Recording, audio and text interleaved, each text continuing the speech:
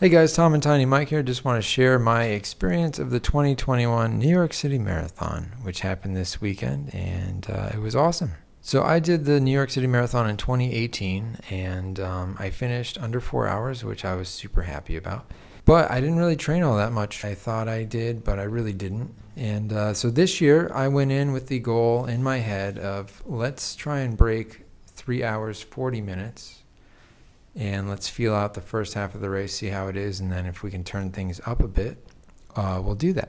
It didn't really turn out the way I wanted, but I still finished pretty good, 3 hours, 44 minutes, pretty happy with that. And so here's some other fun facts about that day. So one thing I didn't know in 2018 was when you go to the start of the race, I took a bus really early from the New York Public Library at 5:30 a.m., I think, and you end up in Staten Island at the little fort where they have the starting line at like 7 in the morning. And it's freezing cold, and you're just out there, and you just have to wait until it's your time to start. Now this year, I prepared for that, so I brought like a sweatsuit to hang out in, and I brought a blanket, which was a really awesome idea. Thanks, Helen, for getting me the blanket. Just sat up against shipping container, and I just kind of like laid in the sun with my blanket for a good 2 or 3 hours before it was my time to start. So the way I trained this year was I focused on my cadence, or my steps per minute, and I matched that up by listening to a metronome at different beats per minute. So at 170, I could go 9 minutes a mile, no problem. Not much effort put into that.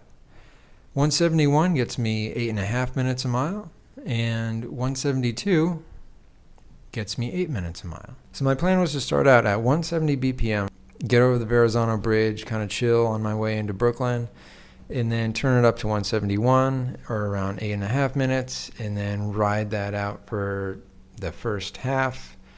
And then after the Queensboro Bridge, uptick that to about 172 and try and do like 8:10s or 8s the entire rest of the way. So that was the plan. It didn't work out that way. After the Queensboro Bridge, I took it super easy on there. I went 9 minutes a mile, and I felt great afterwards. And I was going up First Avenue, and there's all the people there and stuff, and it was awesome. And I was just focusing on my breathing and zoning out and just staying focused ahead. But then at like mile 19, my stomach started to give me some issues. It was like I had eaten too much, and I started getting cramps, just like muscle cramps, not like poop cramps. So it's because I was eating these gels, these Morton gels, every 20 minutes, because I have a pretty fast metabolism, especially when I'm running. I get hungry so fast. So I thought, hey, why not build up carb stock super early, and then I'll have tons of energy for the rest of the run. So I was eating every 20 minutes, and then at like mile 18, I was like, you know what? I'm pretty full, but I'm still going to eat it because maybe more nutrition is better than not having any. But in hindsight, I probably should have just stopped halfway with eating them and maybe had one more at like mile 22 or something, because I started getting some muscle cramps in my stomach, and it made it really hard to breathe. And usually when that happens, I just breathe heavier, but I was already pretty far into the race, and I was already breathing kind of heavy. So it was hard to get rid of it. So I ended up just pushing through and, keeping that same like 8.5 minute pace. I just listened to the metronome, and I was like, let's match up my steps to these beats. Let's keep it at 171, and let's see if I can go a little bit faster towards the end. So, if I didn't have that, I would probably have been screwed, because also after the halfway point, the GPS kind of got all messed up. It was telling me I was going like 10 minutes a mile, and I was like, that can't be right. So, and it worked out the rest of the course, because I thought